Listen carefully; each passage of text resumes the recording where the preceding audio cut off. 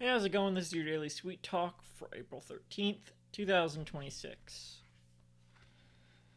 Astronaut number one. What's that thing in your frying pan? Astronaut number two. I don't know. It's an unidentified frying object.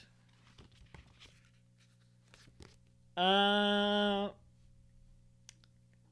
I don't feel like cancel culture has been very effective towards musicians. I'm just gonna come out. That's the topic. Come right out and say that's the topic today. Um, I think there are some exceptions. Uh, Notably like R. Kelly, P. Diddy.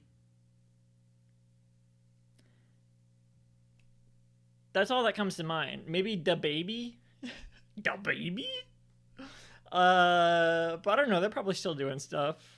R. Kelly and P. Diddy like faced actual charges, which is good. Um, but I think a lot of musicians that have serious controversies, more than any other celebrity, I think it's really easy for them to just like lay low and then come out with some new music, and then it's like, oh, that musician, I forgot about them. Oh, they're doing music again. They don't remember the controversy. They're just like, their music will get streams because I think it's because it's very like musicians are their careers are very fan oriented. So people who really love like Katy Perry, for example, Katy Perry could release some awful albums, and I'm not gonna say they have because I actually think I haven't heard their last one and the one before that, or not the one before that, Prism, no, the one I don't remember which one it was called. It had like Bon Appetit on it. I thought that was gonna be bad. I listened to it later. I was like, there's actually some pretty good songs on here, but it looked bad. There were some albums that they released that it was from the outside. It was like, wow, that one bombed. Um, but their fans are just like, oh, maybe that one wasn't as good. I'm gonna wait, or not even that. They're just not gonna go as crazy for one, and then the next one they're gonna be like, oh, Katy Perry's back. Katy Perry's back. Never mind the fact that they like caused the death of a nun or other stuff. Whatever. I'm not saying people should cancel Katy Perry. I'm not saying any of these musicians should be canceled. Obviously, like, I think if someone does something illegal, they should be held legally accountable. Not that the legal system's perfect. Whatever. I'm not making any statements about the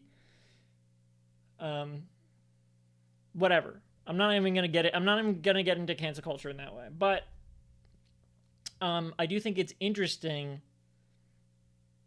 that musicians have been able to sort of avoid that sort of scrutiny in ways that other celebrities haven't, notably like actors and directors. And it doesn't always work for them. Like, it doesn't always work there either. Like, someone like John Lasseter still has a career going, but they've faced major consequences in that they're no longer working for Pixar anymore, which was like their big career thing. Someone like Luc Besson is making stuff like they're not making stuff like Valerian and the City of a Thousand Planets anymore, which was like a big release. They're making something like Dracula, which weirdly had a lot of people going to see it. When I saw it in theater, didn't pay for the ticket.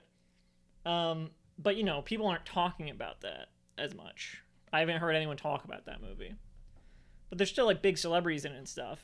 Someone like Woody Allen will make a movie for some obscure distributor, but they're still making a big movie with big stars attached.